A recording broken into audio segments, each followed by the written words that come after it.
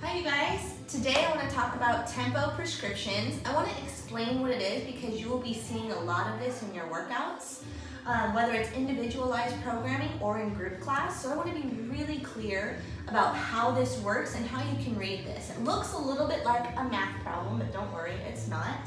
So what happens is you see four numbers in a set of parentheses. As you can see here, I just have 4 X's because I will eventually write out what a tempo squat looks like with actual numbers. But for now, I want to describe each position, meaning the first X, what it means, the second X. These are actual positions in a movement. And so you have here, I see these little arrows here. The first number will represent the lowering phase of any exercise. So meaning squat. So if I was to squat and I start from a standing position, the first X would represent how long it's going to take me to get down to the bottom of my squat, no matter where your range of motion is. So if I put a 2 right here instead of that X, I would want it to take 2 seconds to get down to your end range of motion in that movement. But today our example is a squat. So lowering. If you're into geek talk or geek speak, as I call it, it's called the eccentric phase, which means the lengthening of a muscle, okay? So next, then once I'm down in the bottom of my squat, how long do I hold it for? Well, again, the second number represents the hold at the bottom of the movement. The third X here represents the raising.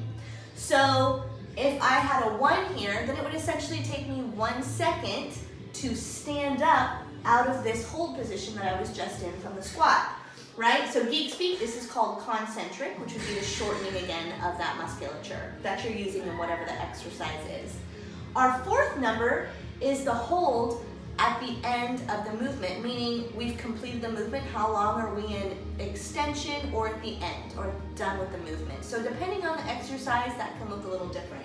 So I'm going to take my pen here and I'm going to write a tempo prescription for this squat, for our little squat man. And I want to see a 3-second lowering, okay? So it will take this little guy 3 seconds to get down to the bottom of his squat, okay? Then, how long do I want my little guy to hold for at the bottom? Well, because it's a tempo prescription and time under tension makes us very, very strong, I might say, especially for beginners, maybe it's 2 to 3 seconds, maybe it's 5 seconds, but for today, we'll put 2 seconds. So he's gonna sit down here for 2 seconds on this hold. Then, how long do I want him to stand up for? Well, because he's new and he's just starting, I just want to control pace back up. So 1 second will be fine. And that again, so lowering, hold. This one is to raise back up, and now I have hold at the top. And I want him to hold for 1 second at the top, just long enough to get a breath in, right? And go back down. So you can see these 4 numbers, that's what it would look like. But it would also look like this in the full written out description. 3 sets, 3 by 3 at this prescription.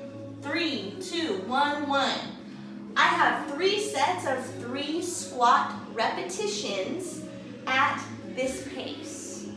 Then you might see something like this.